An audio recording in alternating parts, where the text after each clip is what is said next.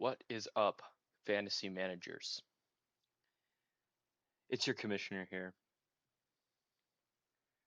formerly known as Princess. Now you can refer to me as the boss, commish, daddy, whatever you like. Um, for those of you in the league that don't know me, my name is actually Dylan, and I wanted to start doing these weekly videos, starting up for the league, um, just for my own sake. Feel free to watch and be entertained. I will have someone on later to talk about a recent trade that happened in the league. And I'm hoping that like if people in the league would like to get involved with making these videos, uh, I can reach out, or if you want to reach out, if you have like something that you want to talk about in the league recap, call someone out, something like that. We can make that happen. Um, but I'm excited for football season. I know probably all of you are. Hopefully all of you are. I wanted to go over some quick diagnostic things for the league. Oh, and for these videos, the lighting is fucking like terrible here. Hopefully I don't look like shit. But we're getting started. I'm going to give over some diagnostic stuff about the league, and then we'll talk a little bit more about how these videos are going to go. Hopefully it becomes more streamlined in the future. Hopefully I don't get burnt out of this shit. I'm thinking this might be a cool idea. Um, yeah, I don't know. If any of you have any complaints about this, go fuck yourself. Um, don't watch it. I don't give a shit. Um, but yeah, we're gonna do in this video some preseason talk about. Gonna go over some of the best draft picks, the worst draft picks. Um, we're gonna do a little quick ranking of the teams, like personal ranking.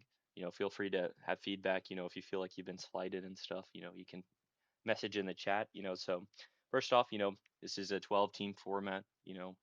Full PPR, tight end premium, where +1 per reception. Super flex. There will be 6 playoff teams. It'll just be top 6. Um, Draft information. I don't need to do any of that. So scheduling. So I'd send some messages in the chat at some point. Let me look at my phone to make sure that this all work. So essentially, how I broke down the schedule is I split us, since there's 12 of us, into 3 groups of 4, where you will play the 4 people in your group, or the 3 other people in your group twice throughout the year, right? And so the breakup of those groups, and I'm just going to use team names, right? In group 1 is myself, Mo City Mafia, Tennessee Titties, J Love Fan Club, and Deadlock Players. In group 2 is team GG Ellick, fuck you Nellick, change your team name, you piece of shit. Henry Ruggs Attorney, Boston Goats, all right, no, Henry Ruggs Attorney, Kachigstar, and Golden Showers. And then in group 3, we have Boston Goats, Charlie's Football, what is it? Charlie's Football Club, Dynasty of Dominance, and Morningwood. So those are the groups. And baked into the schedule, so you'll play the 3 other people in your group twice, once at the beginning of the season and once towards the end of the season. If you don't like that, fuck you. I don't care. Um, and essentially, the way that I broke those groups down, I'm sure like if you probably know the people in your group somewhat. If you don't, then I don't know, rip. But I founded like rivals within the league, and we're gonna do a rivalry week to the point where you'll play your rival who's also in your 3 other group division, right? And you'll play them during rivalry week. And when rivalry week comes up, I'm gonna think of like some, I don't know if it's punishment or like some kind of like something you can win. Like if you win rivalry week, like maybe we'll have you on and you can like dog your opponent, or like I'll force someone to like names their team something stupid or something, something like that. So that's how the schedule is broken down. If you have any complaints or questions, you can reach out to me. I'm like always on my phone, and I watch too much football. I watch too much sports, and so I'm always available essentially. Um, Championship prizes. So we do have a championship prize. I believe that. Fuck, I should be more prepared. Noted for the future. Um, but yeah, I think it was like $165 for first place, and then second place gets their money back. So I think it equals up to 180, which was the total. So you get $15 back, I think is what it was. And I'm thinking for the future, we'll like we can up it. We could just test the water, see how things go. Um, it's all in the league safe, which like why is that so fucking complicated to set up? Like that's such a piece of shit, right? But whatever, we're gonna get that out of the way. So and then when it comes to the end of the season, I can take the league safe out to myself and then send it out to whoever wins. Or if you want it in the league safe, then I can just like allocate it to you in the league safe, whatever.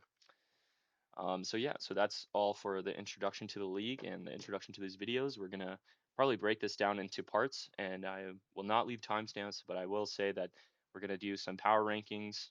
Um, let's see, some rivalry previews. We're gonna do some like projected points, like who's the highest projected points for the whole year, stuff like that. So like some of the analytical rankings and then personal rankings. Um, we're going to talk a little bit about what we might do for awards later in the season for players or something. We're going to do off-season transaction reports. We're going to talk about trades that have happened, drops, pickups. Well, if we like them, don't like them. Maybe we'll talk about some players that I'm high on. Um, yeah, maybe some storylines throughout the league. I'm just looking at like some notes that I jotted down on the side. So yeah, that's why I'm like fucking looking over it constantly. Um, Yeah, and then we're gonna have someone on later to talk about a trade that recently went down in the league. And then yeah, I think that is all. If anything else comes up, it'll be in the video. This is really just a test run to see how these videos turn out. I don't know if I'm gonna edit this like super heavily. We'll see, depending on like how much time I have, which is a lot. So yeah, we'll get to the next part of the video, the recap.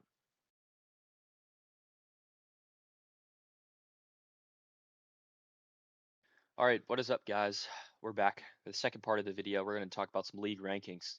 Now, these are going to be personal rankings. All right, my personal rankings. I didn't go anywhere. I got sleeper pulled up on my iPad right here. You can see the sleeper, and I'm just going to be going through the teams. I already have listed out in the notes of like this is the ranking that I have. I'm not like super solid. I would say I took about an hour to go through teams and kind of like give a ranking. So like these are not going to be like, oh, I feel like super, super, super confident about this. I think these are just general for me personally, and they're mostly going to be geared towards this upcoming season. Like they're not going to be geared towards your team as a whole. It's rebuilding capacity, just going to be built off more around players that I see on the team that maybe I'm not as high on for this season. And yeah, so starting in, and also if you feel some type of way about the rankings, if you feel like you're too low, whatever, prove it. I don't know, prove yourself, have your team prove themselves. If they don't, then, we'll get into the season into a point where I think like some teams will have to buy and some teams will have to sell, maybe pick up assets, make good moves, be a good general manager. Don't be a terrible general manager, and your team won't be in poverty forever. All right. That's all I have to say, but you're starting off from a low point going into this season, I think. And I will mention when you get to certain teams where if maybe I like the potential and I like the younger guys and maybe they have like a really good young shell, then I will mention that because there is one team that comes to mind that I saw that I was like, this team I think is really strong, but I don't think will have a super great season upcoming. So starting off with number 12, um, it's got to be Morningwood. I'm sorry. It was a close battle for the 12 spot. I think 12, 11, and 10 all were really close for me on like deciding who was going to be there. I will say bright spots going into next season, Amon Ra, Mr. Consistent. I think, you know, I I love the guy and he's a great receiver, right? Does he have wide receiver one potential in fantasy? I don't think so. I think he does kind of cement himself to be a top five fantasy wide receiver every year. He's done it the last 3 years, and I think he's going to be capable of doing it again this upcoming year. The thing is, the rest of the team, I'm not really seeing a lot of bright spots. I was a Travion Henderson owner last year for a good bit of the year. I don't know how to feel about Mike Vrabel in that offense with having Ramondre Stevenson still there.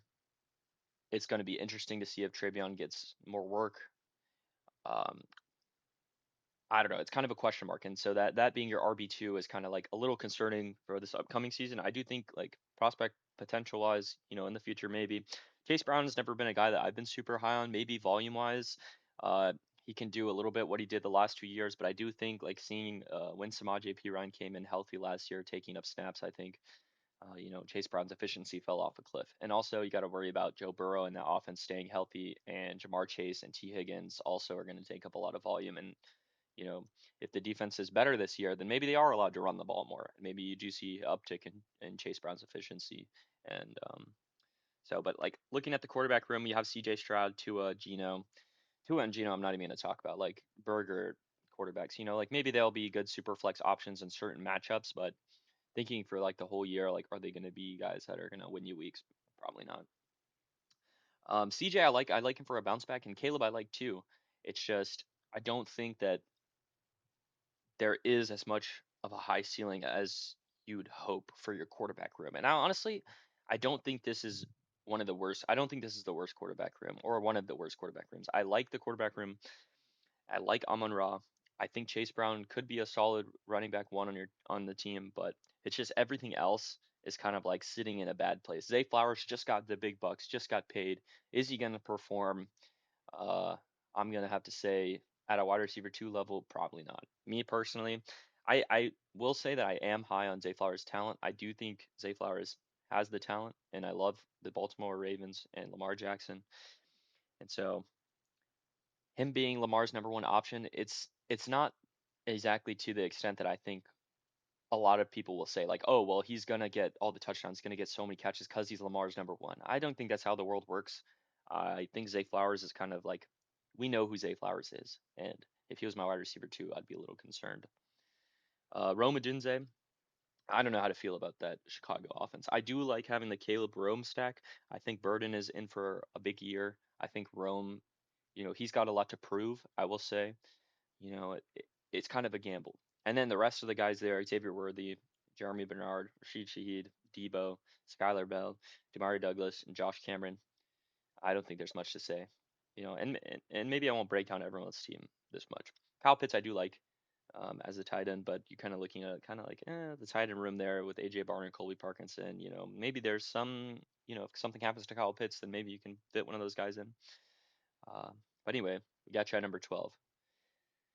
At number 11, we got Jordan Love Fan Club, who just made a trade actually. And spoiler, we'll probably be on this in the video later talking about that trade. And I'll give my opinions about the trade later. So we'll start with the quarterback room. We got Justin Herbert, Bryce Young, Jacoby Brissett. Now this quarterback room is definitely worse than the last, significantly worse. Herbert, I do like. I do like Herbert in fantasy. I think this year, I think with the improved offensive line, and just overall healthy offense, I think he could easily be a top five fantasy quarterback. He has unlimited potential and MVP candidate every year. I think it's when we get to your super flex where I'm a little concerned. Bryce Young, fantasy relevant. Jacoby Brissett, I honestly think might end up in that super flex long term, just because the passing volume that they're probably going to have in Arizona, just because of how bad the defense is going to be, how bad they're going to be in general. Like he might end up doing what he did a little bit last year of just throwing for 300, 400 yards, 4 touchdowns randomly. So maybe you sneak out a couple wins. Kirk Cousins, he might start. I've honestly been seeing a lot of reports that he's going to start over Mendoza, but Mendoza is going to come in. So I'm not too like it's a little questionable of a quarterback room. So running back room. With the new addition of Kyron Williams, I do think the running back room got stronger. Me personally, Jadarian Price's prospect profile, I was never really that high on. Like just seeing him sit kind of behind Jeremiah Love at Notre Dame, I never really thought like. I think he has the talent. It's just can he handle being the workhorse back in Seattle? And I don't think like this is purely off this upcoming season, and I don't think that he's going to be able to handle that. And I don't think that they're going to let him handle that. So I think we're going to see more of like a 50-50 split like we've seen in the past at Seattle. And does that make him fantasy relevant? Probably not. So I do like for this upcoming season moving off of him. But I do think that, with the younger team moving from Jadarian Price to Kyron, I I don't know. I know we'll talk about this trade later, but you know, Kyron could be in for a big season, but also I think there's going to be a lot of vulturing touchdowns in that Rams offense with Blake Corum. So could be rough. Also, high passing volume, et cetera, et cetera. So, who else in this running back room? I mean, Zach Charbonnet, Aaron Jones.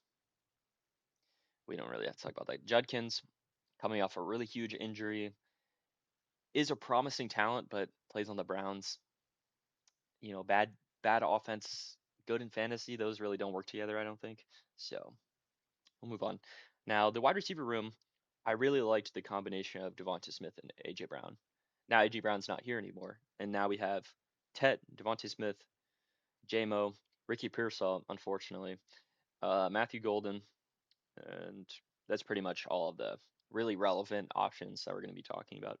And I look at this room and I think, Devontae Smith, I think could be in for a big season, but I think the hype has kind of like gotten to a point where it's like now we're kind of being unrealistic. Like I do think Devontae Smith's going to have a great season, but he still plays in Philly. There is no more Kevin Patullo there, so maybe the offensive passing attack is better. Maybe Jalen Hurts goes back to a little bit of what we've seen in the past. Not really, but like maybe he does have better play calling, better passing attack, and I think that Eagles offense is going to be a lot better. The thing about Tedero and McMillan, and you have the Bryce Young, Tedero, McMillan stack.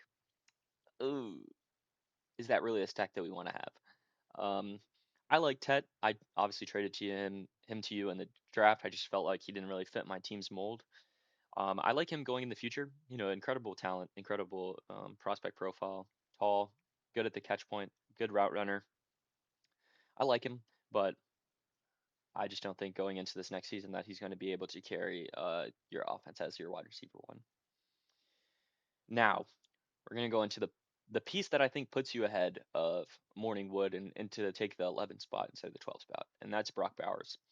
Now, we're on a tight end premium, like we mentioned earlier in the video, and Brock Bowers, I think, is going to ball the fuck out. All right.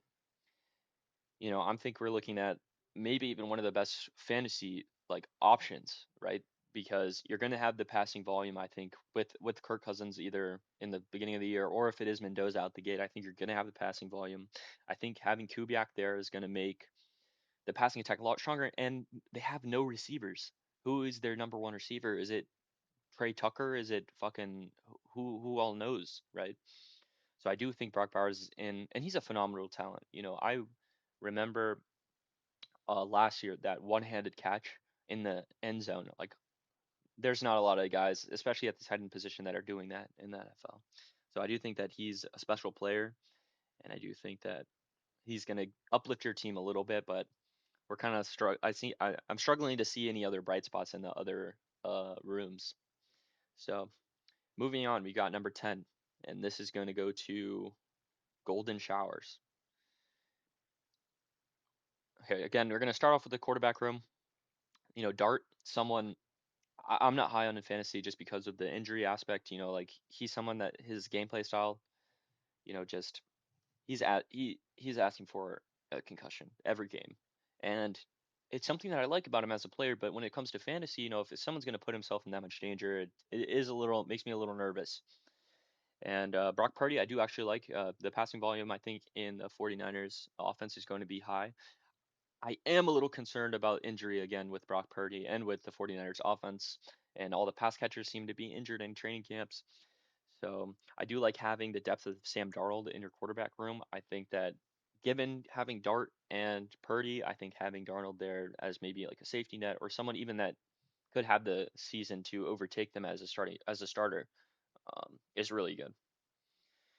Moving on, we're gonna look at the running back room, and it's bad.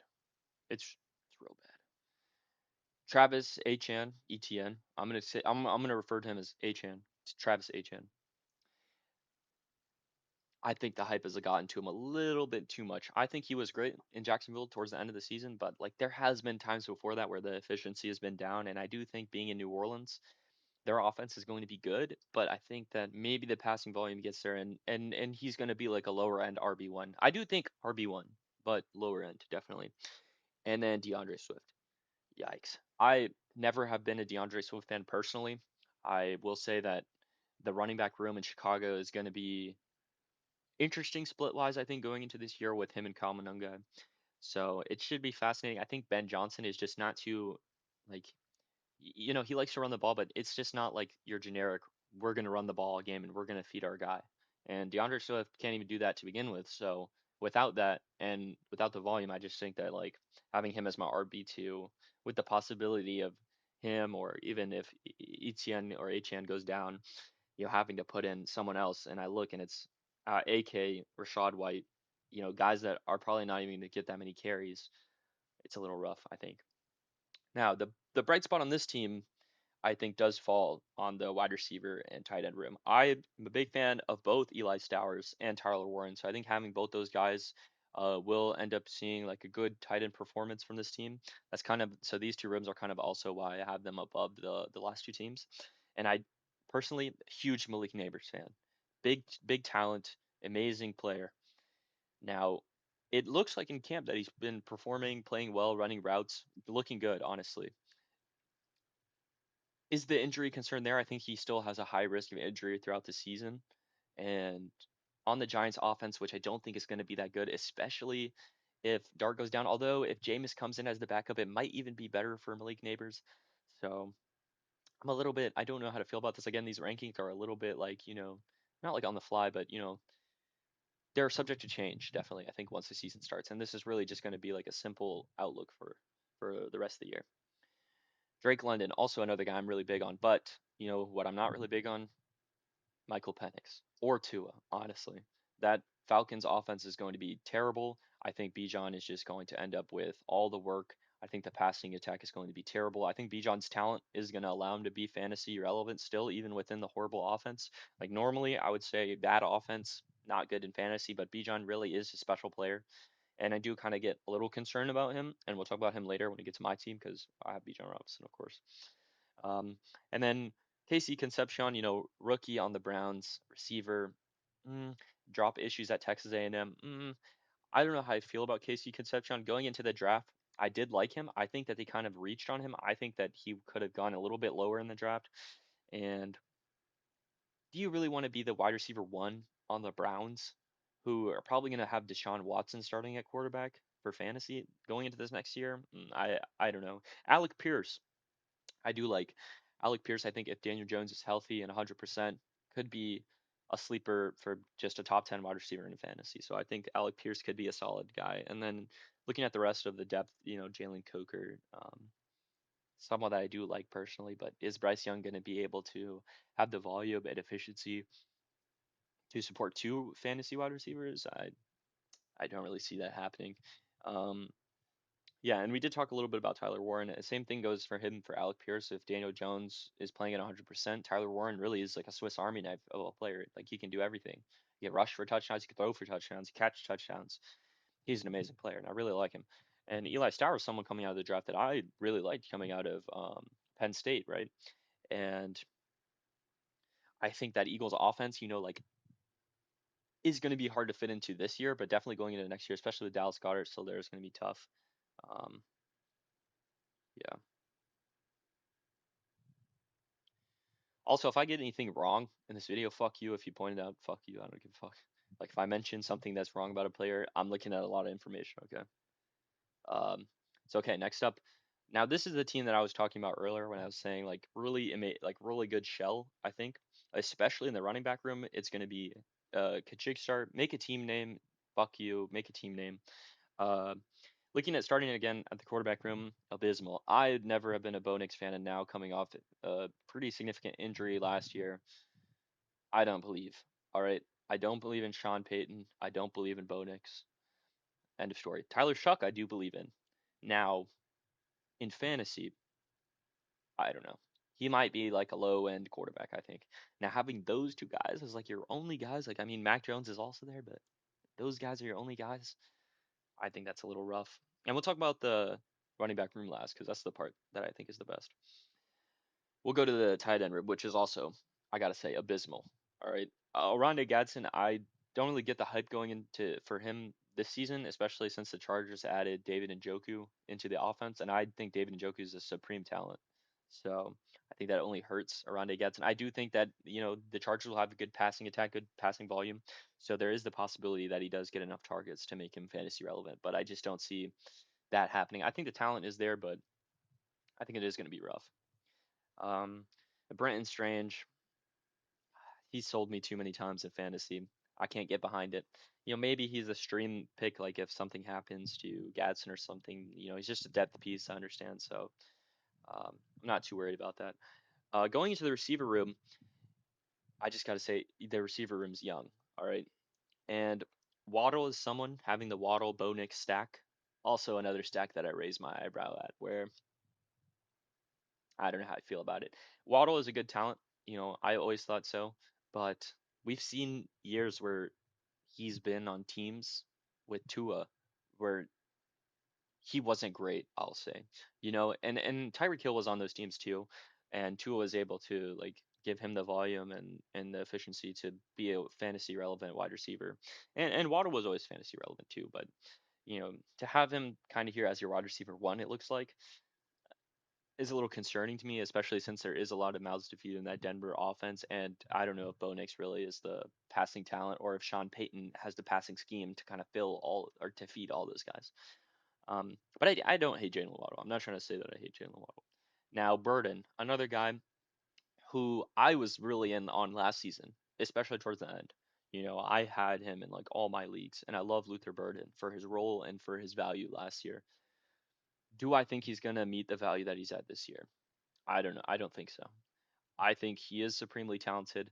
I think he is a good yak guy, but he's being drafted really high, and he's being drafted at this really high potential, but like he doesn't have the draft stock. He doesn't have that like accomplishments, I guess, like the track record. Like he does have a little bit, but it's a small sample, and so he's also young though. Like I'll give him, that's these last two receivers, him and Jordan Tyson. I really love his receivers going into like the next couple years, but maybe not this upcoming year. Um, but and then speaking of Tyson, my wide receiver one coming out of the draft, I love Tyson, supreme talent, huge injury concerns, I will say. Um, yeah, but then going to the running back room, Ashton Genty, Jeremiah Love, Cam Scadaboo, Jonah Coleman too, young guys who are supreme talents. And I think that if we're going off maybe not this year, but next year or the year after of strength of running back rooms, this is easily the running back room one in the entire league. Ashton Genty, I think, is in for a big season. Jeremiah Love, not so much. I think there's too many backs in that backfield, and I think that eventually the talent will come through and he'll be the number one guy. But the Arizona Cardinals offense is going to be terrible, and I don't know how to feel. And Kim Scadaboo, the injury concerns, the talent's there. He could definitely have the volume and the efficiency, but it's just injury concerns. I don't know how I feel about it. And youth, they're young guys. Something that's good in Dynasty, but just maybe not so much for this upcoming fantasy football season. Okay, next we got. Oh, this is going to be one that I'm going to get a bunch of hate for. We got deadlock players next. This is my rival. This is honestly one of the teams that I look at where I'm like, this team is either going to be god awful or this team is going to somehow find its way into like fourth or third place. And really, I think I'm a little biased because I am not the hugest Drake May fan. I will say, I don't love Drake May. He had a great season last year. Is he going to do that again? Is he going to do it against the teams that he's going to play against this year? I raise my eyebrow a little bit. Do think AJ Brown being there will help, and the rest of the QB room, Deshaun Watson, Michael Penix. I don't know if those guys are going to be fantasy relevant or if they're going to end up playing the entire season. Michael Penix isn't looking like he's going to be the starter because of injuries or whatnot. Deshaun Watson looks like he might be the starter, but I don't see that lasting, especially in the terrible Browns offense and just how awful he played the last time he was out. Now, Cam Ward. I do like Cam Ward as a talent. Do I think that he'll be fantasy relevant this year on the Titans offense? I don't know. This backfield is still really weak. I don't they have Carnell Tate and now Wandale Robinson. Does that really transform them? I think kind of people are buying into the hype a little bit with him, and I do think the Titans will still be like a bottom five offense in the NFL. So I'm not super high on. I do see the potential though. I do see the potential. Now moving to the running back room, Brees Hall, Bucky Irving, Jalen Warren, J.K. Dobbins, and then yeah, that's all the ones I'm going to talk about. Brees Hall plays for the Jets still, unfortunately. He's super uber talented. He plays for the Jets. He's not as talented as Ashton Genty, who played with Geno Smith last year. And now the Jets make the change to get Geno Smith. And they have good O line. Have that Mukuba, right? I think. And maybe that but he was there last year. And even when they had Justin Fields at quarterback, who was a running threat, who kind of opened up lanes for Brees Hall, he still had bad games, a lot of bad games. The Jets had a lot of bad games, and I think that they'll have a lot of bad games this year too. And with the whole injury stuff of him like being injured because he doesn't want to play for the Jets, if he gets traded this year, maybe, but him as my RB1, I would be a little nervous. Bucky Irving, another guy. Last year, what happened? Injury, what happened? He's gone 1 week, and then all of a sudden he's gone the whole season, it feels like. And then they added Kenny Yanwell, who's a guy that I loved. Like last year, oh my God, he was like the only time that when I watched the Steelers play where I was like, this guy, is making plays, you know? And so I think that that backroom is going to be more contested than it has been in the past for Bucky. And maybe there is a shot there is a chance that he goes out and he balls out, and he has a great season. I just think that that's kind of on the lower end, of chances to happen. Um, Now Dobbins and Warren, both guys that I do like going into this upcoming year, kind of. Dobbins with the injury history, I don't know, and then also I talked about that Broncos offense. I'm not super in love with, but Sean Payton being there and J.K. Dobbins in the backfield, I do think he gets back. There is a possibility he gets back to his old efficiency. Going and Jalen Warren, another guy that I liked when he was the secondary back in Pittsburgh, and he wasn't taking a majority of the carries when he was more of the passing down back, because I think that fits more of his place, like how he plays. Um, but Pittsburgh, also another team that I'm really low on going into the season. New head coach Aaron Rodgers is still there. I think we're going to end up seeing either a Will Howard or a Drew Aller. Is that a good look for Jalen Warren or any of the Pittsburgh players? I don't know. Moving on. We're gonna go to the wide receiver room. Of course, George Pickens, someone that I like a lot. And that Dallas offense was gonna have a really good passing attack with Dak. I do think CD being healthy is going to cut back in his efficiency from last year, but I don't think it's going to go away altogether. I think, he's earned a lot of trust and he's earned targets, and he's a phenomenal, at the catch point guy, and someone I could see being a top 5 fantasy wide receiver this year, like kind of like last year, where it's just like, what is happening? Whether it's a CD injury or whether Dak just has more faith in him this year now that they've kind of become, he trusts him more. Now, once we get away from George Pickens, is where I kind of like raise my eyebrow again. Brian Thomas. Is the talent profile really there? I don't know. I wasn't someone that was in love with him after his rookie year.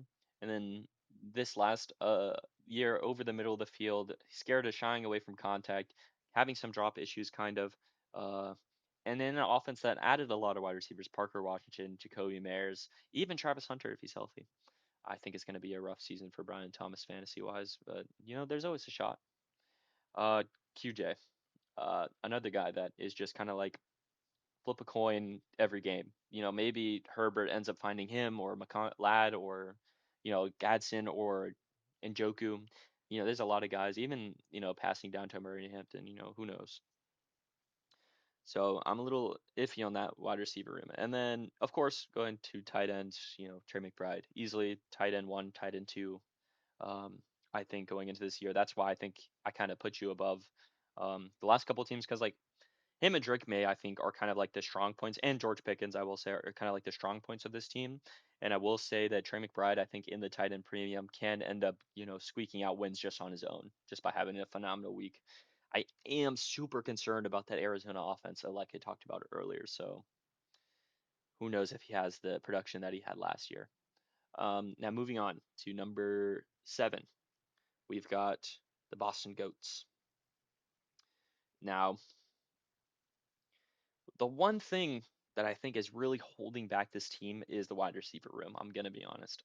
There's not a singular guy outside of Ladd McConkey who I'm already not super high on, just like because we talked about QJ and that Chargers offense passing attack is going to be good, but there's a lot of targets to be divvied up between, him, Quentin Johnston, David and Njoku. Maybe losing Keenan Allen makes it a little bit easier, um, but I will say I've come up a little bit on Lad since the draft. I think at the draft I was really low on Lad, and I think now, like after kind of like reevaluating the situation in the Chargers offense, I think that he's actually due for a breakout again this year, looking kind of more similar to his rookie year rather than what we saw last year. And I think that Chargers offensive line being more healthy is good. But Marvin Harrison, he's kind of fallen out of the basket for me. Like I'm no longer a part of the Marvin Harrison trade. All right, the talent is there, but the production has not been. He's going into his fourth year in the NFL, fourth year. And what was he wide receiver in fantasy last year? Like wide receiver 30 something. I can't do it. Michael Wilson, and both these guys are in that Arizona passing attack, which is going to be in a terrible offense, right? The passing attack might be decent depending on how Jacoby Brissett plays, but the offense is going to be bad.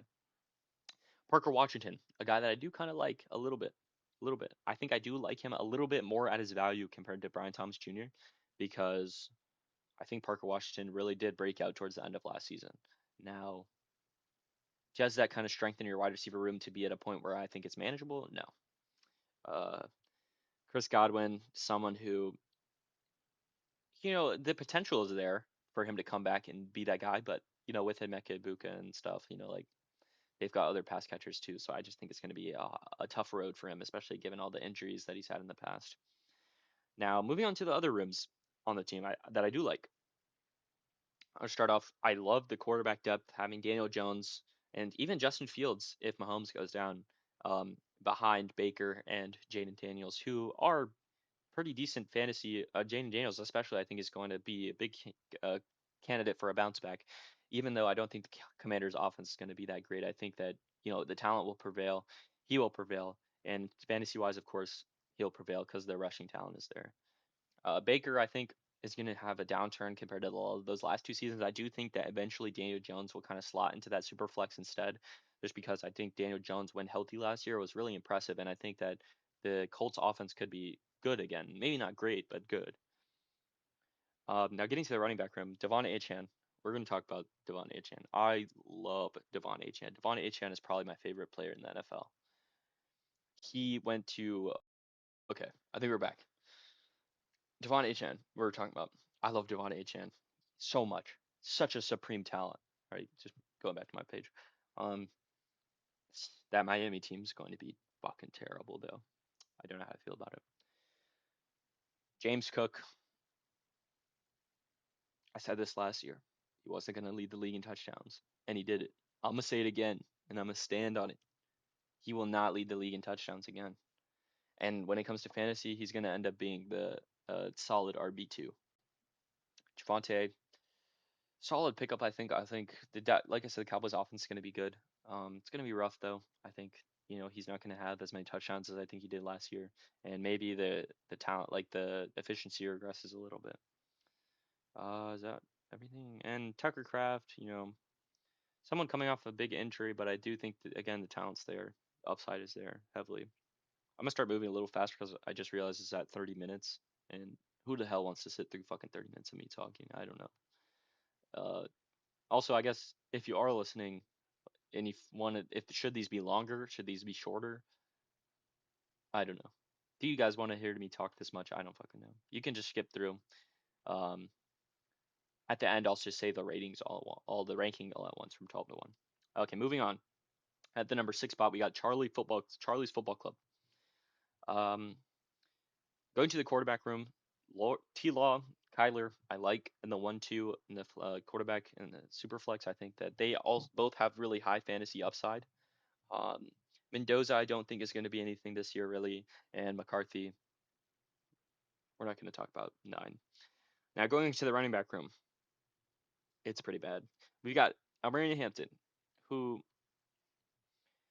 I'm kind of like in between on. I like Almarian Hampton, I do, but is he better than a lot of the other guys in that range of running backs? I think he definitely could be running back 1, but with injury concerns, I don't know. I'm not the most confident in this running back room, especially since RJ Harvey I don't think is going to be doing much this season at all.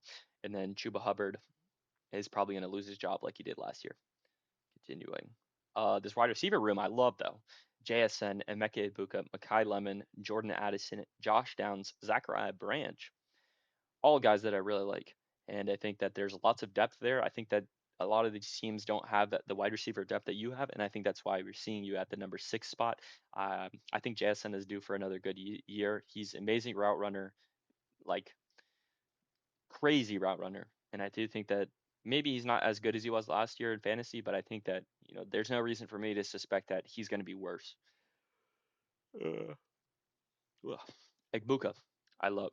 I love him and that Tampa Bay offense. I think that he's due for a big year. Lemon, he's young. I think he'll be decent, maybe a flex option. You know, Addison, I do really like. I think Kyler will be able to facilitate him and Justin Jefferson enough to where Jordan Addison is startable in fantasy. And then Josh Downs, another guy that I really like if Daniel Jones is healthy. Now, this tight end room is abysmal, though. Chig Okonkwo. I know a lot of people are high on Chig going into this Commanders offense, but I don't know. I got fooled by the Chig Okonkwo hype in the past. Like I feel like last year he was like the waiver wire ad at the beginning before the season started, or he was like a late round tight end to just pick up. I don't, I don't see it. And then the rest of these guys kind of like younger talents. Maybe they see some things, but they don't see the field this year that much, I would assume. Now, number 5, we've got Tennessee Titties. And just recently made a trade to acquire both Jadarian Price and AJ Brown. I really think AJ Brown is going to uplift this wide receiver room a lot. I think without AJ Brown, you would have been a lot lower on this list. So good move on your behalf. We'll talk about this move later, of course. Um, but going into it, of course, Josh Allen, QB1, right? Now, the rest of the room is kind of Malik Willis could be relevant in fantasy, or you could be tricked into the Justin Fields like hype of last year, right? Where Justin Fields also only played a certain number of games, came in last year on a new team. Everyone's like, the rushing upside, the rushing upside, the rushing upside. The offense is bad. The quarterback will not be good in fantasy. And he will get most of the blame, and he'll probably get benched halfway through the season. And I think we will see Quinn Ewers come in that Dolphins offense at some point. Now, maybe I'm wrong. I will say this is something that I don't feel like super confident on, but I do think that like having him locked in as your like, oh, it's the only option in the super flex is going to be rough throughout the season, especially since you got Anthony Richardson, Jalen Milrow, and Marcus Mariota, who are never seeing the field unless an injury occurs. Now, the running back room I like a lot. JT and Kenneth Walker, both phenomenal talents, both on really could be on good offenses, especially Kenneth Walker on the Chiefs offense, which who knows if the Chiefs offense is actually going to be that good. I think if Mahomes is healthy, the Chiefs offense is bound to be good because Mahomes is a special player. But Kenneth Walker, I would say I'm lower on most, but I do like him still, and Jonathan Taylor especially, I would say I'm higher on than most, especially because I'm higher on that Indianapolis Colts offense than most, I think. Now Jadarian Price, I don't think is going to be anything this year, to be honest, and I've had this disagreement with a bunch of people where a lot of people are saying, well, he's going to be the workhorse back in Seattle, and I was like, he didn't even do that in college, right? He's got a decent talent profile, and he was a first round pick, but I don't think he really, I don't know. He's someone that I feel like is hard to judge. For me. But it's good. He's your RB3. Worst case scenario, you can just bench him. Now, moving on to this wide receiver room, Garrett Wilson, super big fan of on the Jets, unfortunately. AJ Brown in the New England offense now. Hopefully, Drake may peppers him with targets. Does he? Does he not? I don't know. We'll see. AJ Brown, he's always had you know, his on the field, off the field stuff. I do think he's a spectacular player. So I think that there is like so much upside with him going into the season. Now, DJ Moore, someone else I'm not super high on. Older, we've seen this kind of hype with all of Josh Allen's receivers when we get him. None of those guys are going to fit the Stephon Diggs mold that he had with Josh Allen. So DJ Moore, maybe he's kind of like, a good play every week, or maybe he's not going to end up being a top 10 fantasy wide receiver, or even like 20, 30 maybe. DK Metcalf, Jacoby Meyers, Cortland Sutton, Jerry Judy, Chimere DK. Just a bunch of guys that, kind of end up being touchdown or bust week in, week out. I think Cortland Sutton's going to take a big step back now, having Jalen Waddle in the offense. Jacoby Meyers, he's Jacoby Meyers. He's going to probably get 800 yards and nothing else. Um, and then this tight end room also I think is a little scary. You have Kenyon Sadiq who on the Jets, unfortunately, the talent is there. He would be a supreme, fantasy tight end because of the prospect profile. He's amazing receiver. He's kind of more of like a slot receiver than a tight end, which, I know there's a lot of tight ends, receiving tight ends that are like that nowadays, but someone that I really like. Um, Kincaid, I don't know how I feel. it's a good depth piece. I think he's going to end up probably being your starter for most of the year. And then T.J. Hawkinson, maybe we see Kyler coming in there revive his career a little bit. I would highly doubt that though. Um, yeah, moving on. This is taking a long time. I'm sorry. Uh, Number 4, Dynasty of Dominance. All right. Hurts, Goff, Aaron Rodgers. I would say the depth is okay. Having Aaron Rodgers as your depth piece is going to be a little rough if something happens to him, if he gets benched, retires, injured, blah, blah, blah. Goff and Hurts, I think, are Hurts has high ceiling, especially I think compared to last year, where now they have the new offensive coordinator, new play caller. So I think he'll definitely be much better than he was last year, and he'll get back up to those high performing fantasy statistics. And then Jared Goff will be a solid super flex option, I think. Now, other than Gibbs in this running back room, it looks pretty weak to me. I do like Keaton Mitchell. Um, Going into what team is he on now? Chargers. Yeah, yeah, okay, behind him, Aaron Hampton. Yeah, yeah. So not a rookie running back, but sophomore running back, whatever. Um, Bill and Tootin. Bill, I'm not high on. I don't see it working out for him. Tootin, I didn't see what everyone saw last year that would make me think that he would be worth, that he's a running back two in the league, you know. And then of course Jameer Gibbs is Jameer Gibbs. Um, oh, and speaking of Jameer Gibbs, literally live right now, I just seen Jameer Gibbs just got an extension. Not going to talk about that, but isn't that interesting? Um, Probably going to get paid a lot of money, and it'll be John got a good amount, and so we knew we were going to pay. They were going to pay him, but anyway.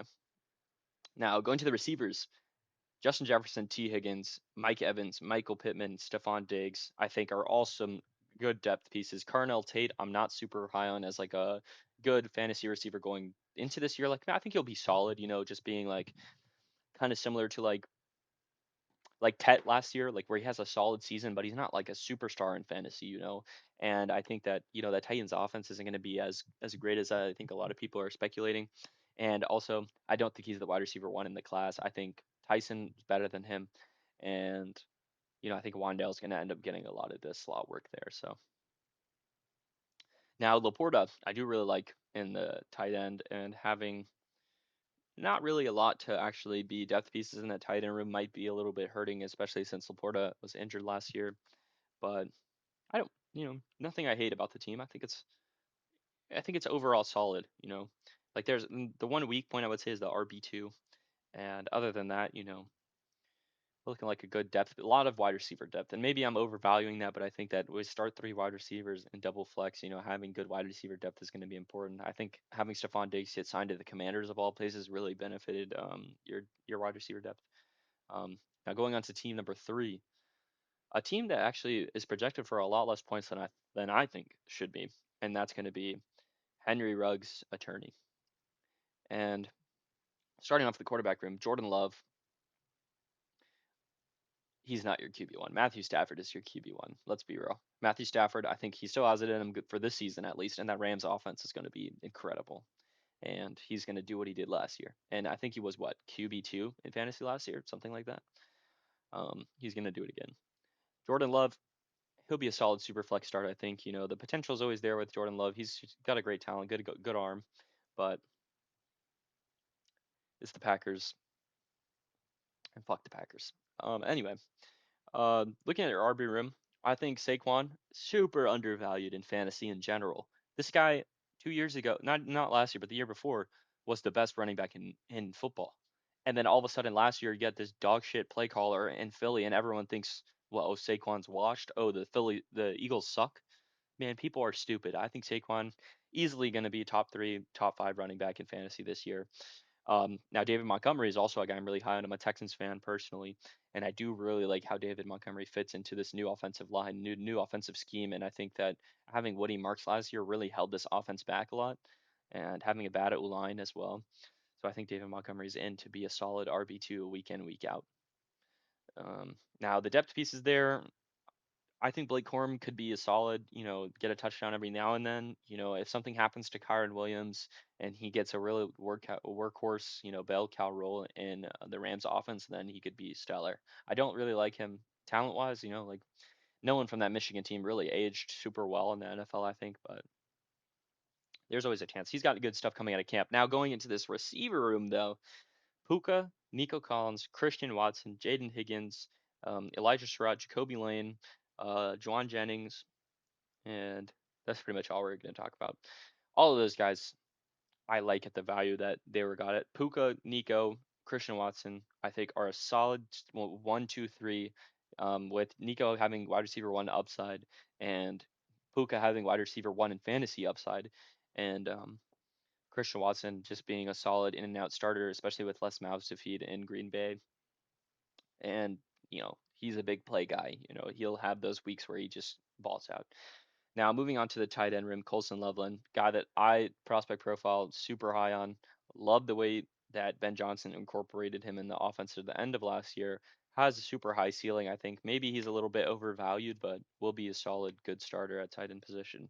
And then Jake Ferguson as in a solid depth piece, and even Dallas Goedert as a really solid depth piece of guys that I would not even feel bad about starting at all.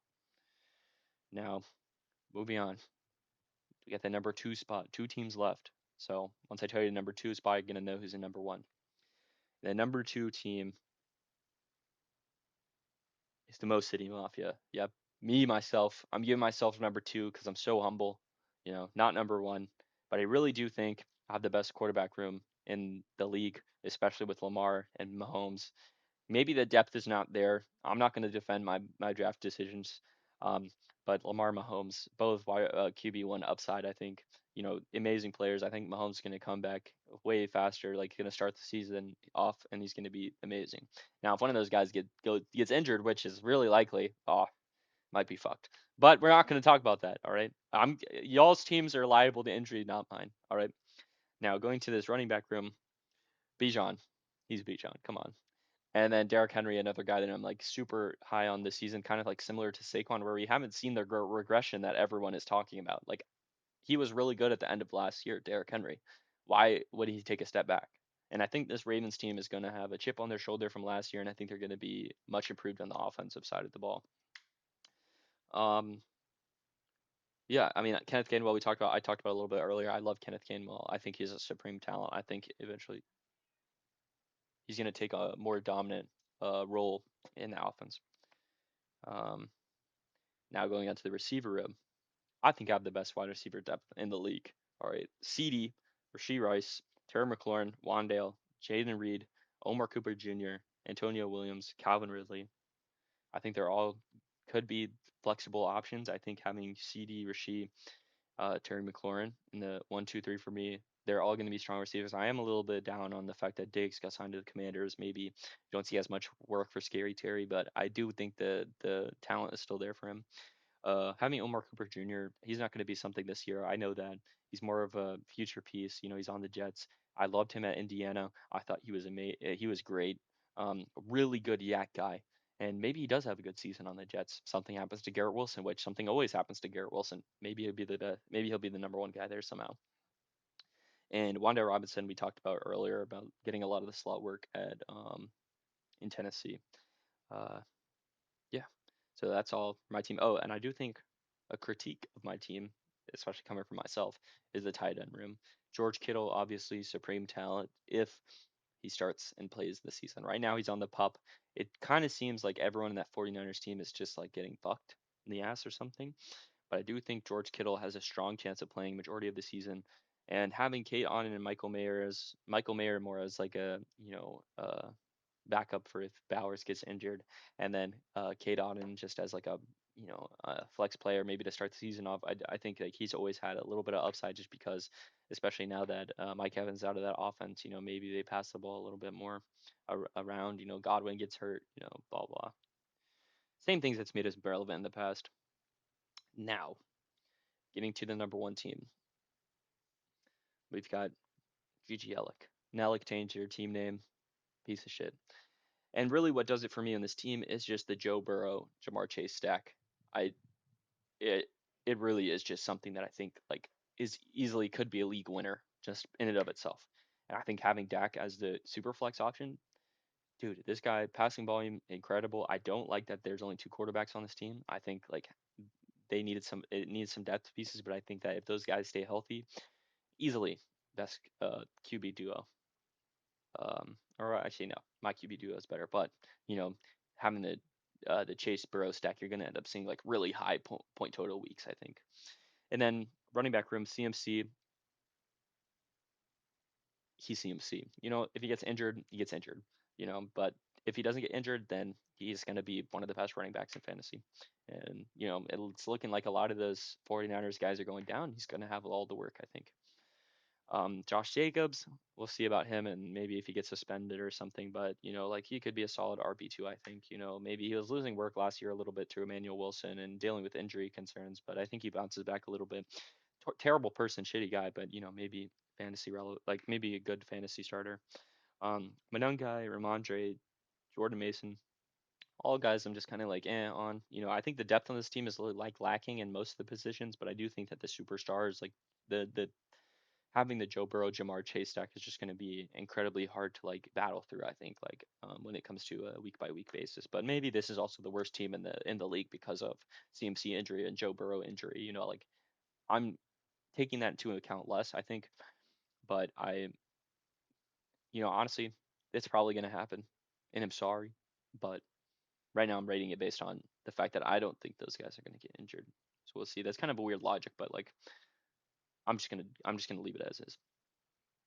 But yeah, getting into those secondary receivers, I think having Jamar Chase, Chris Olave, Devontae Adams, um, and honestly Travis Hunter too. I am still a believer in Hunter's ability to be a wide receiver in the NFL. He's an amazing, you know, at the catch point guy, but route runner. He is a supreme talent at the wide receiver position. Just because he's really good at corner doesn't mean that he's a bad receiver. People I don't know, have lost their minds thinking that Travis Hunter is a bad receiver. He's not a bad receiver. He's an amazing receiver, and I think that if Jacksonville plays him at receiver, he's gonna find a way to get work. Coming off injury though, so kind of a little scary. And now lots of tight ends on this team. Lots of tight ends. Harold Fannin, someone that I really like, but is on the Browns. Isaiah Likely, another guy that I really like, but is on the Giants. And then David Njoku, someone who I really like, but is kind of gonna get targets taken away from him on the Chargers offense. And then Hunter Henry, Theo Johnson, and Noah Gray. Drop a tight end, dude. Pick up a quarterback of any kind. Quinn Ewers, I think got dropped. I think he'll see some time. Dude, pick up Quinn Ewers. Drop a tight end. Just a suggestion. All right. So those are our rankings. I'm gonna go from 12 to 1. If you disagree, fuck you. Shoot, throw your rankings in the chat. Um, I'm not gonna look at them because I don't give a shit. Um, Number 12, Morningwood. Number 11, Jordan Love Fan Club. Number 10, Golden Showers. Number 9, Kachik. Number 8, Deadlock Players. Number 7, Boston Goats. Number 6, Charlie Football Club. Number 5, Tennessee Titties. Number 4, Dynasty of Dominance. Number 3, Henry Regg's Attorney. Number 2, Mo City Mafia. And number 1, Team GG Alec. Fucking change your name.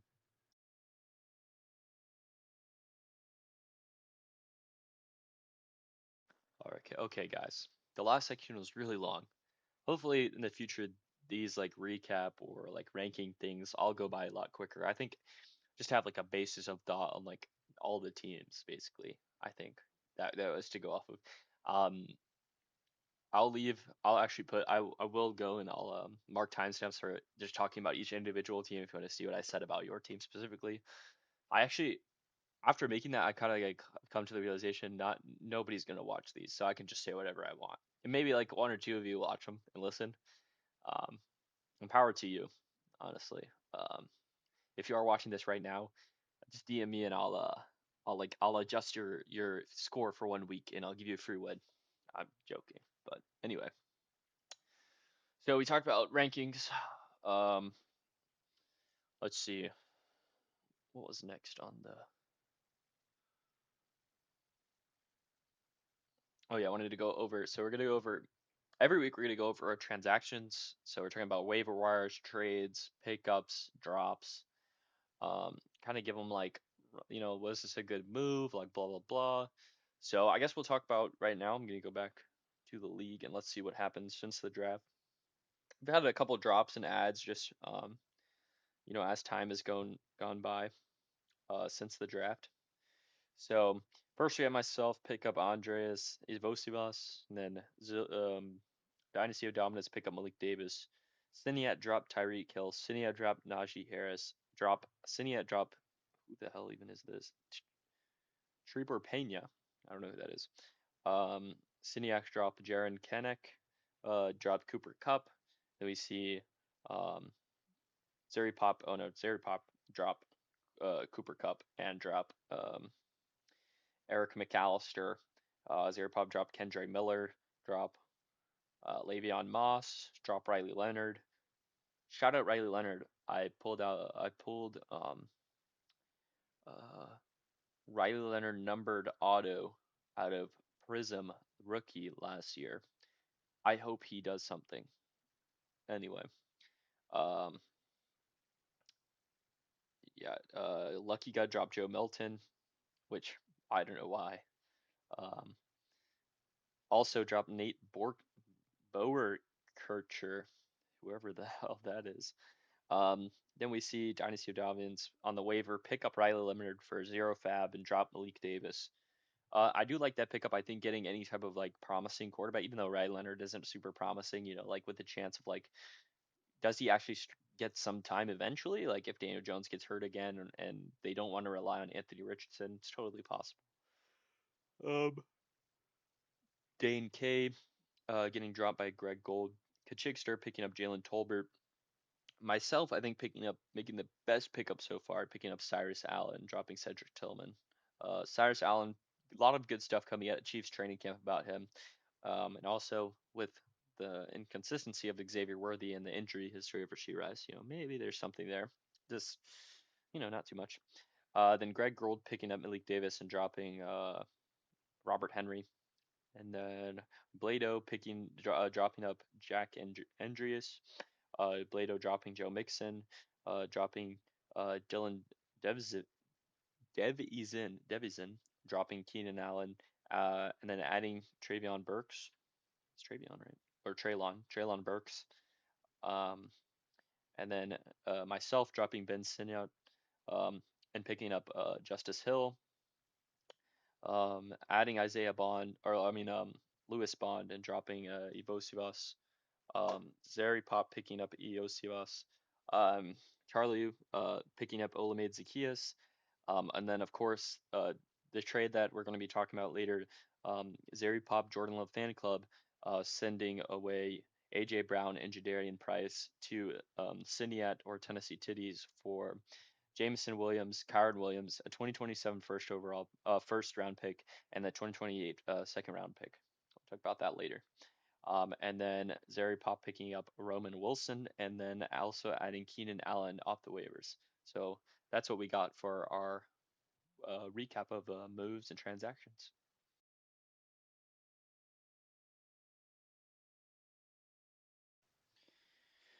Okay, we got it. All right. What's up again, fantasy managers? We're back. We're here with the thing that we talked about a lot in this video so far, the interview with the fellow teammate who conducted a trade earlier today as of the time we're recording, which is actually 3:14 in the morning, because we had a failed recording before this because I'm an idiot. And so we're going to talk about the trade that underwent this morning, which was AJ Brown, Jadarian Price for Jameson Williams and Kyron Williams, a 2027 first round pick, and a 2028 second round pick. And to introduce our fellow league mate here, this is Zeri Pop, also the general manager of the Jordan Love Fan Club.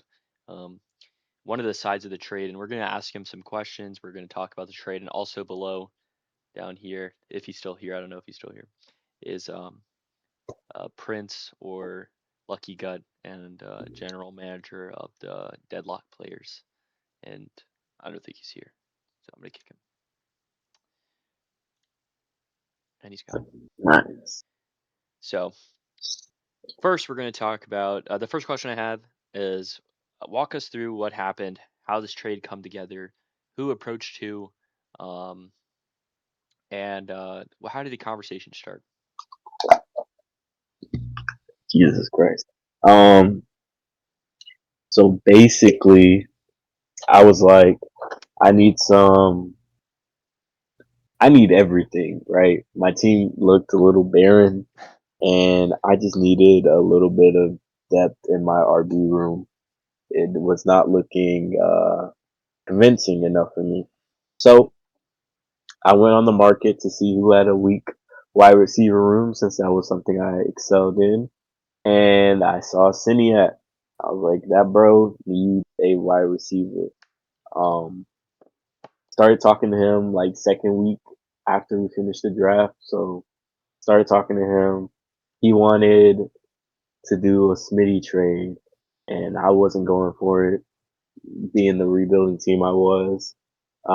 So then we started to transition towards AJ Brown, and I was like, this is how it ended at first. I was like, AJ Brown is on the market, and he was like, for sure, let me know. No conversation since then. Then randomly, I sent him a trade request for uh, who was it? AJ Brown for Kyron and a first, and of course, crazy trade, but you got to put your balls on the table first before anything. So Yeah. put my balls on the table. I was like, this is what I want. No response. Then out of nowhere, he responded with Kyron and a first for Jadarian Price and AJ Brown. So I was like, well, if I'm giving up the best player in the trade, I'm gonna have to get more. So that's where we got to the trade where we are now. All right, I guess so, acknowledging the fact that you probably gave up the best player in the trade in AJ Brown, what kind of mindset or thought process were you going through that made you willing to give up AJ Brown in the trade and maybe not Devonta Smith or someone else on your team? He's old. He's old. He has a new He's only role in the new 29. off. He's not 30 yet, like He's you got a 30. year. He's 30. He's 30. But he has he's getting into a new offense, which he could adjust to instantly, but I I'm not a big fan of it. Um, I also see that Patriots offense as something I'm not too confident in as a person, as a personal thing. I'm not too confident in them. But it was just mostly that, like, he's the older player. If I'm going to choose between Smitty and AJ Brown to go, which one has a more guaranteed role? AJ Brown. Which one is in a more comfortable role? It's Smitty. So I just decided to go with my gut on that. Yeah, so I guess going back to the fact that you said that you were looking for someone that you could offload a receiver to, particularly AJ Brown, I'm assuming, right? And you landed on Kyron Williams, it seems like, in the original offer when it came down to it. Like, what was it about Kyron Williams? What maybe some other players that you were thinking of? Um, whether that Nobody be else was budging. That's the problem. Nobody else is budging on trades. Everybody else is being a little fucking tushy butt and don't want to give up some of their players. Like I I would do anything for some of the running backs these people have, and they're just not giving them up.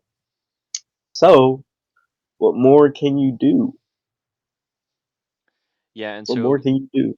it seems like during the trade conversations there was a moment in time where it was Jarian Price, AJ Brown for Kyron Williams and a first. How did those did Jamison William and the second overall a second round pick in 2028 factor into the decision? Like, was that really like a significant boost in the trade, or were you kind of like considering it at the point before that? How did those kind of factor into your decision? How did wait what? How did Jamison Williams and the 2028 overall Oh pick yeah, factor into your because I need. decision? Well, the thing with JMO is JMO was kind of the he was the value piece that equates. How do I say it? It kind of equates Kyron and AJ Brown, right? Like Right. Kyron has a very questionable role compared to AJ Brown.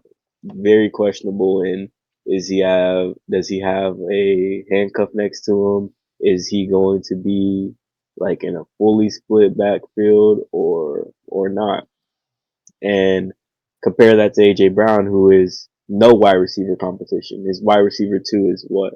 Romeo Dobbs? Like he has no wide receiver competition for that ball. And Right. in a heavily like I would say 60-40 offense when it comes to running the ball and throwing it.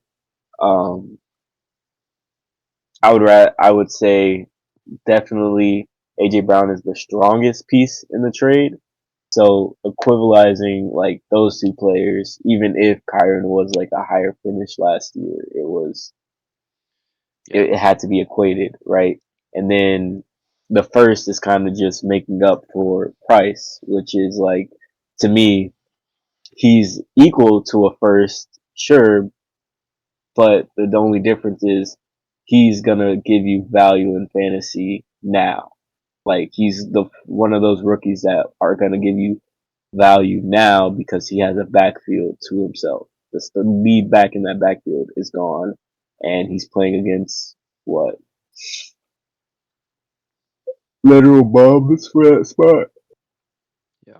So I if he's think something that competent, was interesting for me to look at now that I'm like evaluating the trade is that Kyron Williams, the past 3 years has been a top 10 running back in fantasy and full PPR leagues. And I think that we talked about this 3 years? earlier. You're serious? Yeah, since in 2023, 2024, and 2025, he was running back seven, and running back nine last year. So a little bit of a decline for Kyron Williams. But really, I mean, something we talked about earlier is this Rams defense, picking up Miles Garrett and possibly getting Aaron Donald back.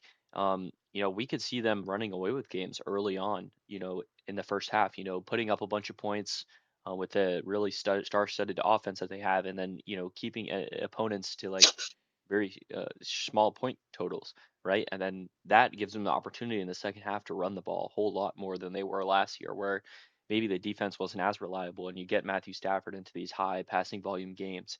And maybe you don't see that as much anymore, and so maybe we do see a kind of like a rise in Kyron's ceiling, but that I think that also comes with maybe Blake Corum takes up more of a role in the second half opportunities. So I think there is some risk, but I think that a lot of these things that would have made me hesitant after looking up a lot of the fantasy history with Kyron Williams has made me come to be a little bit higher on him, I think. And particularly, let's talk a little bit about Jadarian Price and how he factored into your decision, because it seems like Jadarian Price was someone that Siniat kind of like added into the trade. And what was your thought process like after seeing that? Like, were you okay with moving off of Price, or was it kind of like something you're hesitant to do? Shit, let's be for real. That shit was easy. That shit was easy as hell. Honestly, my thing was at first I was trying to keep Price. I was trying to trade for Kyron and keep Price. And as greedy as that sounds, I knew the value of the wide receivers I had.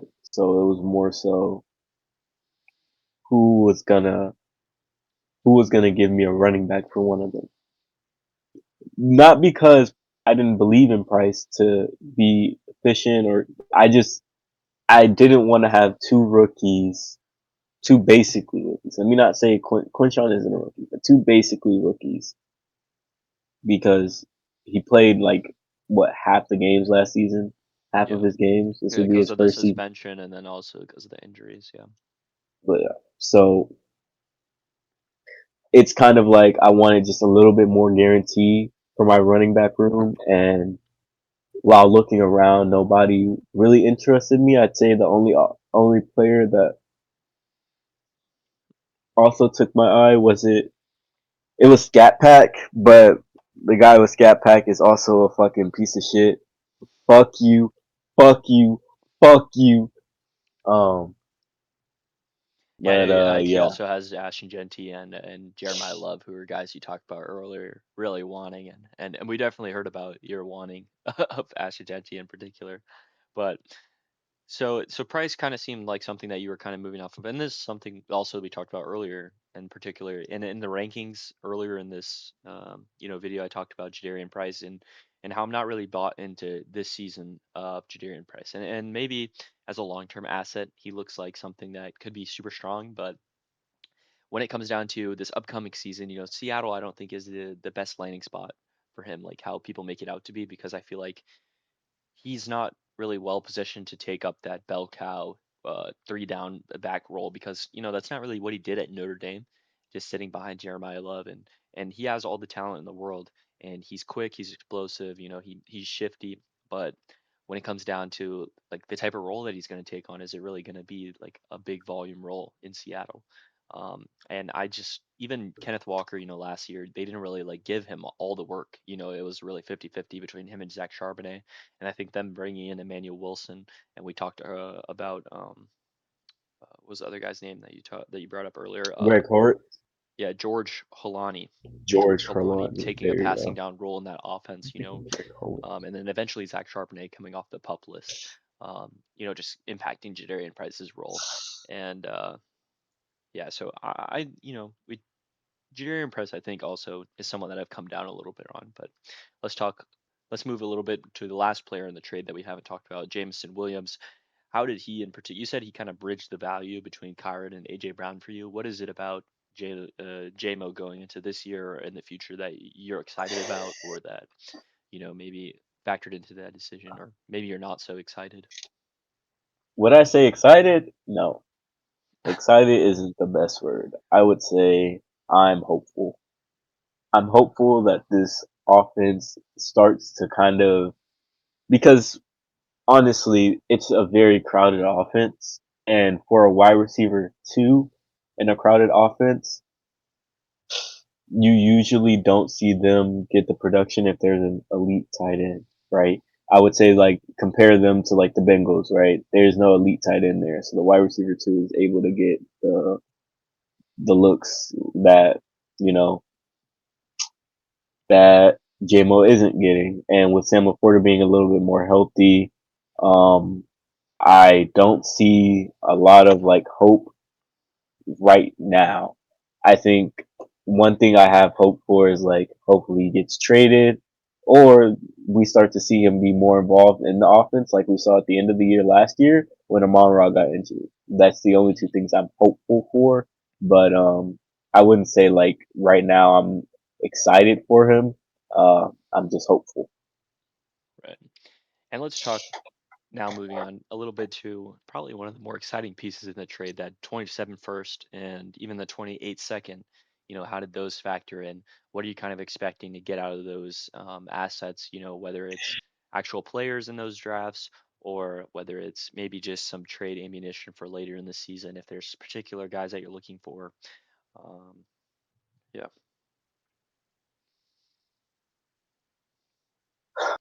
I would say it's ammunition right now because it's so early in the season. You can't think of who's going to declare, who's going to actually go in, who do you want. Um, I would say right now it's ammunition to look for other players. I have two now, right? And who says I need to stop at two? Who says that I don't want to get more? Um, but having two first is really strong because it puts you in a position to where you can always be able to buy right. if necessary. And even if you aren't winning, buying is good to hold on to pieces.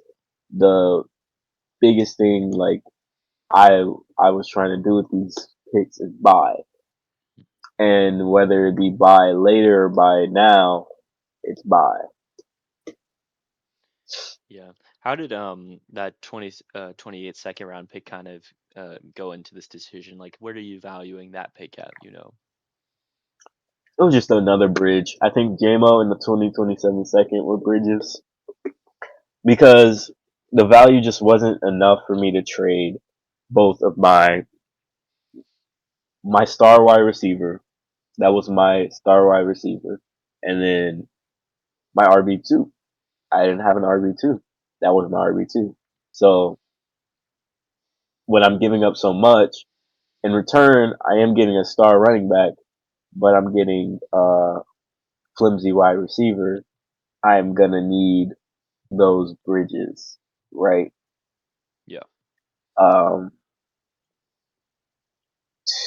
Yeah, because we talked about this the, earlier, in the way that I kind of like when I initially saw the trade and I broke it down, I kind of saw it as like Kyron and the second for AJ Brown, and then JMO and the first for Jadarian Price. Because in my mind, Jadarian Price was probably like a first round pick in the rookie drafts, and maybe a mid to late.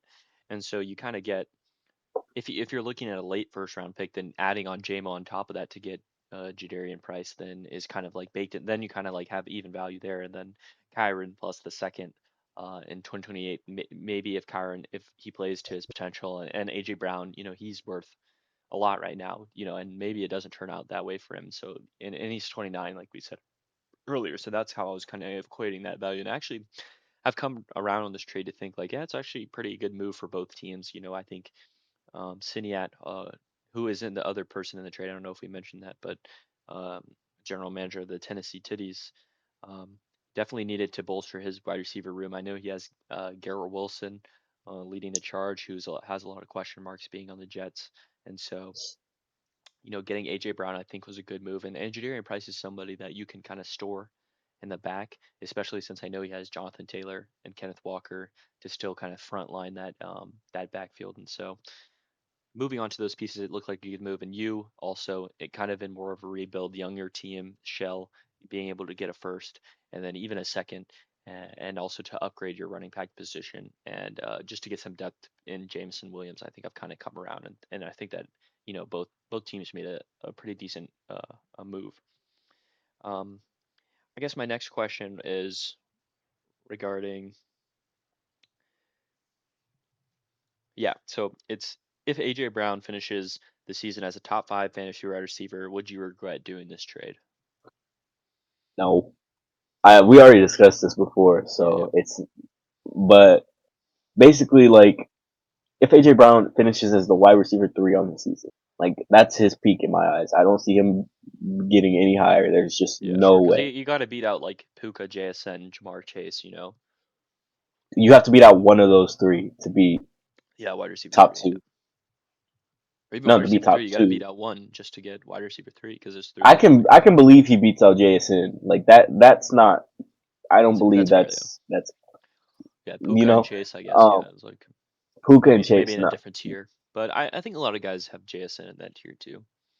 You know, but And that's understandable. That's yeah, understandable. I'm saying like at his peak. Like let's say yeah, AJ Brown peaked at wide receiver 3. yeah, yeah. It Even would it would take a still, lot. It would take a lot, I think. the value I got for him was an RB that was higher ranked than him the previous season, plus a second or plus another player. That's pretty high value. And I got a not Yeah. just another player. I got a playable player, like someone who's at the end of the season. JMO looked like a passable wide receiver 1. So even yeah, like a passable wide receiver Maybe 1. like maybe That like was wide receiver three, wide receiver two, borderline. I think it depends. JMO, he plays a very particular role. He always has like the boom or bust kind of like play style, and I think it definitely hey, is he someone was you can slot booming. into your lineup, especially in a deep league like this, and feel pretty comfortable about it. I think, yeah. So I kind of get where you're He coming was from, booming. He was right? booming. And I see what you're saying. If AJ Brown is at his peak, then you feel like you still got good value. So like, and if he's not at his peak, then you got great value, especially if Kyron Williams maybe doesn't play at that peak either. So I kind of see that.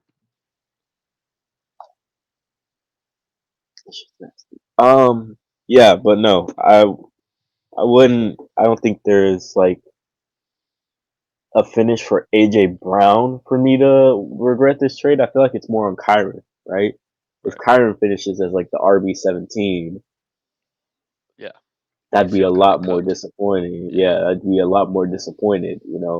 If Jadarian Price finishes as the RB15, I'd be disappointed. Right. Honestly, I think AJ Brown is the one piece in this trade that I actually don't mind giving up because he was Like he was about his value's gonna be his value no matter what. Right. AJ Brown, win or lose, like his value is his Yeah, value. and if He's anything, his already value set. is like really high right now just because of all the speculation about him going to play with Drake May in New England. And maybe he does go out there and goes crazy, but like I feel like there is a good chance that his value goes down, throughout the season. But I think there is like a chance that it goes even more up because of the situation. And maybe Drake May doesn't perform like he did last year. Maybe there is a little regression for Drake May and the whole Patriots offense. And I could definitely see that in the cards. So I Yeah, I agree know. with you on that. He dislocated his thumb. I forgot all about that. AJ Brown. Yep, and his catching hand too. Oh yeah, we see it. Dislocated his thumb during Monday's practice. Continued to work through the session afterward. Um, That'll be some interesting news to follow up on. It seems like that kind of thing maybe is not like an actual like big deal, but like Injury. maybe we do like see some injuries come up with AJ Brown throughout training camps and maybe throughout the season too. But I guess the next thing, so we talked about this earlier too, but I wanted to bring it up again because I thought it was an interesting question. And it's like, what would have to happen for you to feel like you just completely like fleeced this trade where you got everything you wanted and then you didn't give up anything? I think we kind of mentioned these things, but AJ Brown finishes as wide receiver 11. Kyron Williams finishes as RB 5 through 10. Jadarian Price gets no work, finishes below RB 25, and then JMO has an operable season and finishes as a wide receiver.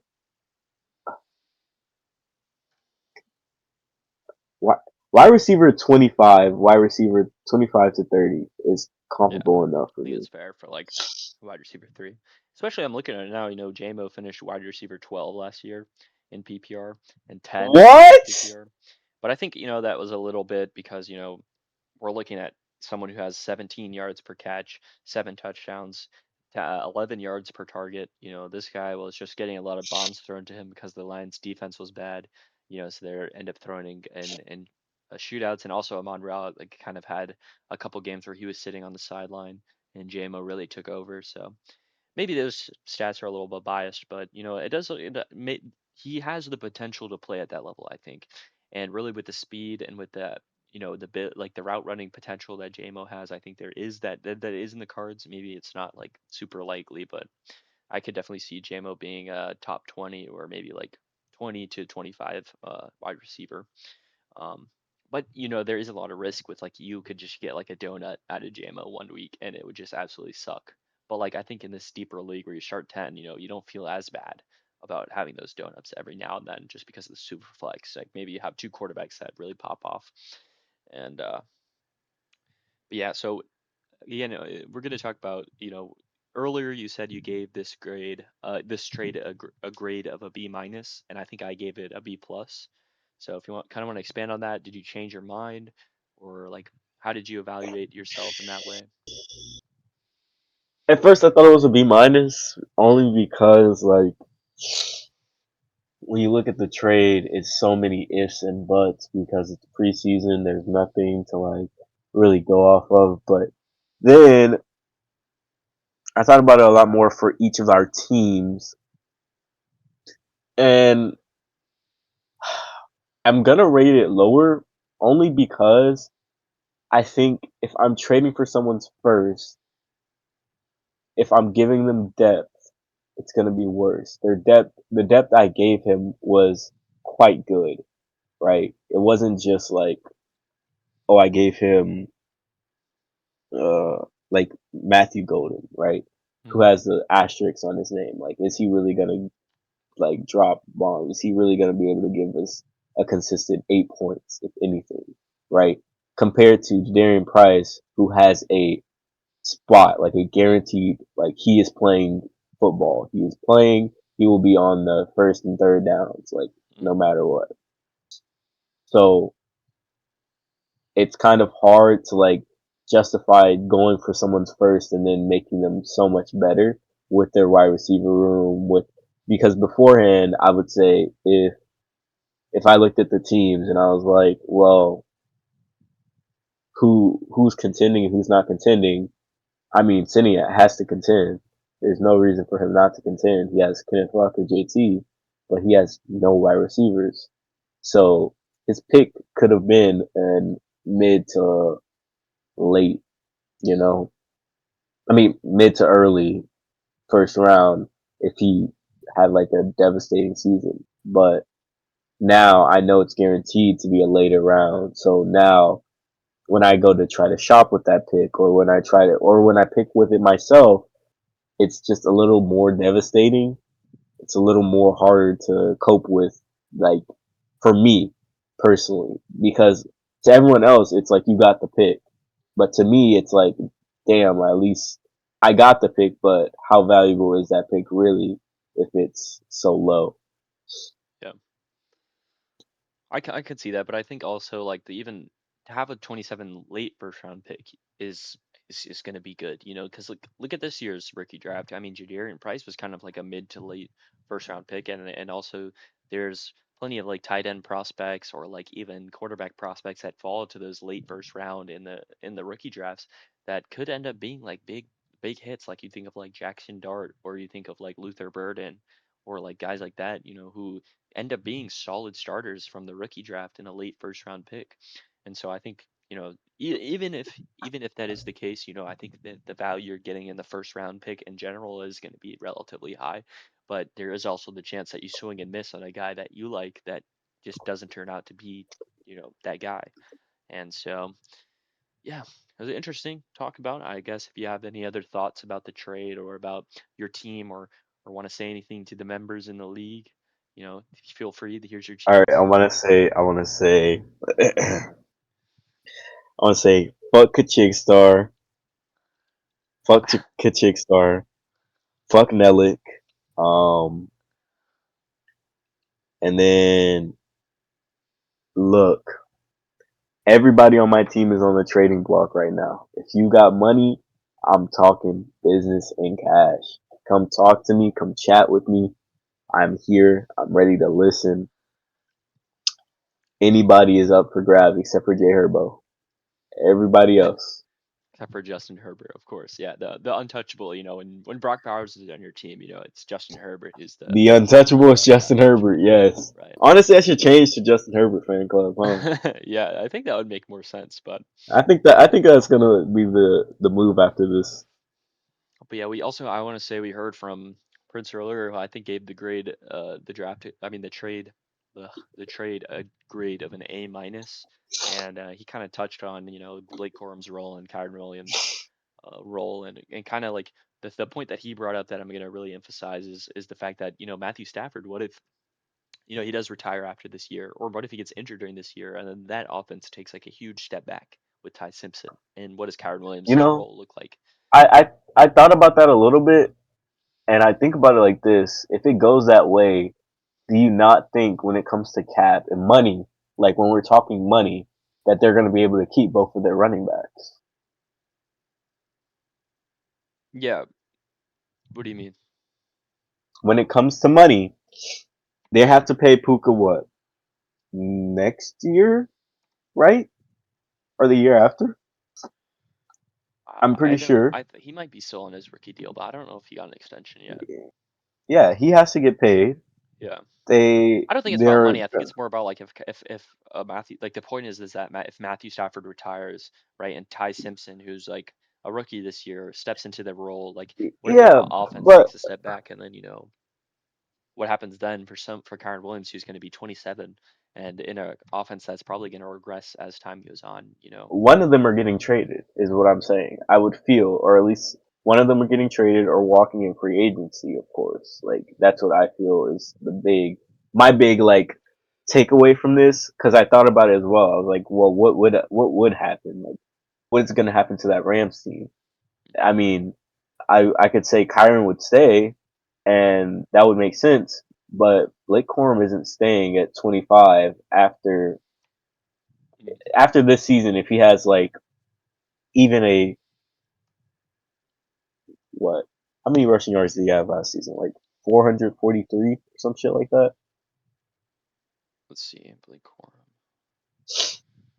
Yeah, like 400 or something. I 145 attempts, 746 yards, 5.14 yards per Yeah. carry. So 700 yards, right?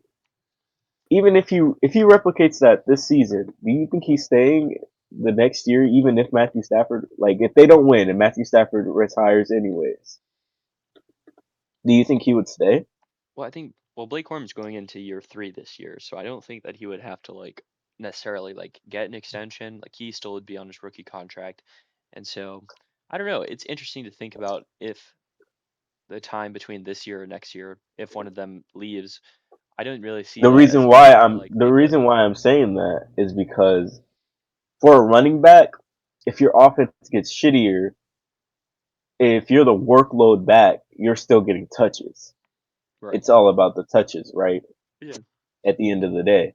So I just think even if things go southward and this team somehow ends up bombing out, I think the running backs are not going to be the ones that are worried, right?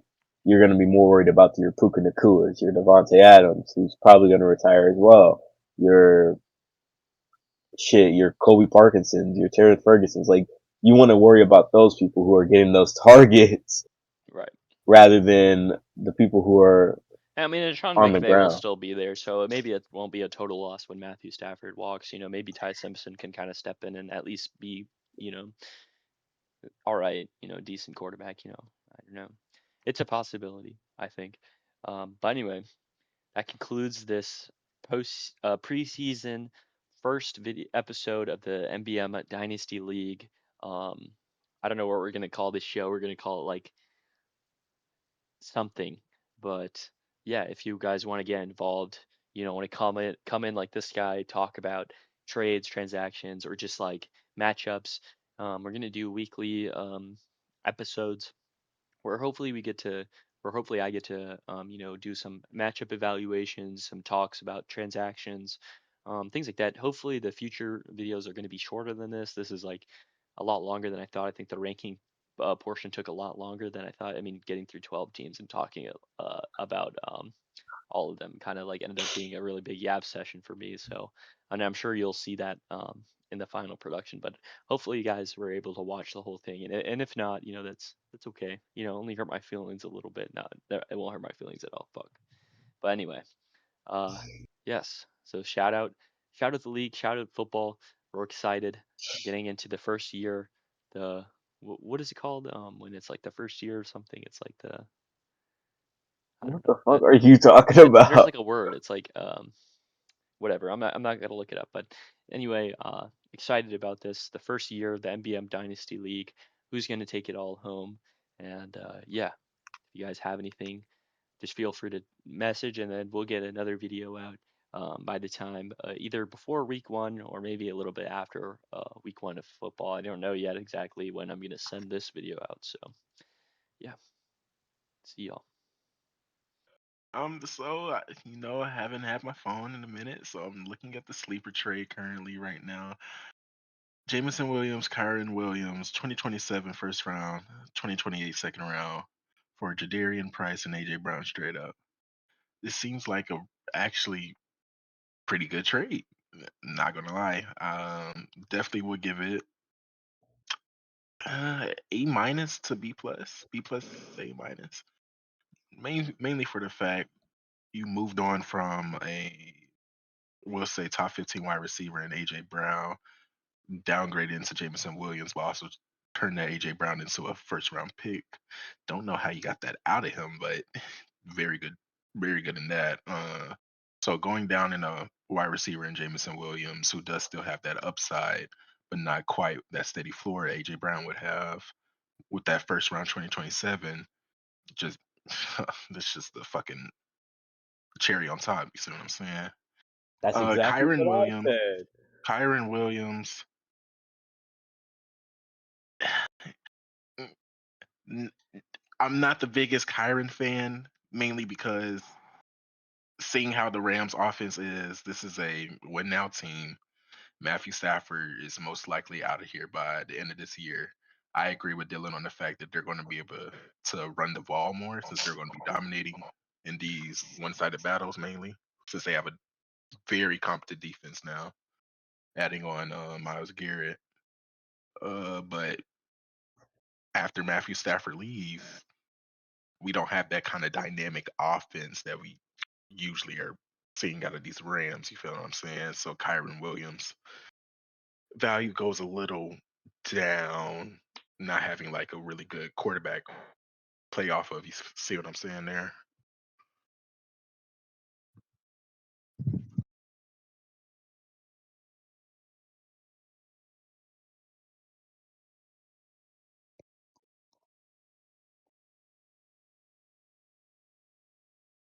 Mhm.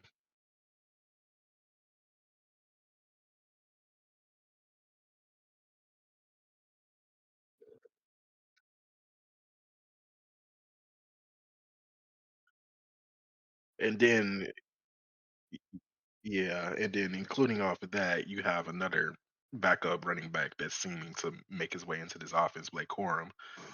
Really good prospect coming up. So you're gonna have that backfield battle, that split backfield, all that kind of stuff, dealing with Kyron Williams. So I am kind of afraid with that Kyron Williams trade for Okay, Jadarian Bryant. actually, let me think about it like this. Let's think about it like this. Okay, in a split backfield, would you rather want the vet or the rookie?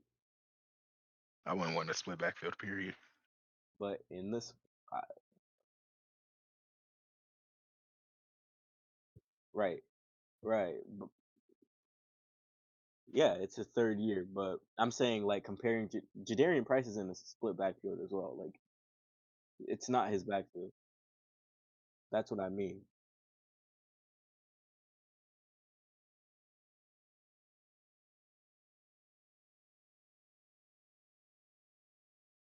Read your sleeper noties, bro. Read your sleeper noties. This is not his. It's Yeah, that. it's the That's short what they're game. saying. But there's hope that he comes back week one. There's a lot of No, they hope. already put him on the whatchamacallit list, did they not? Yeah, he Oh, put him on. is They he? put him on pup list. He can't do shit now.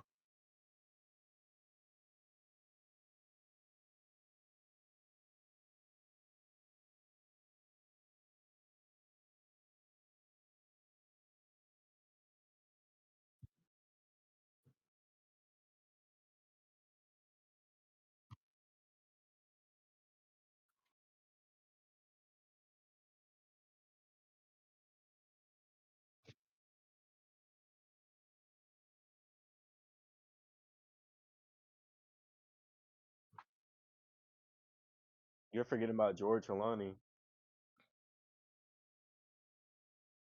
That's apparently the person who's getting the first team reps, right? That's crazy. And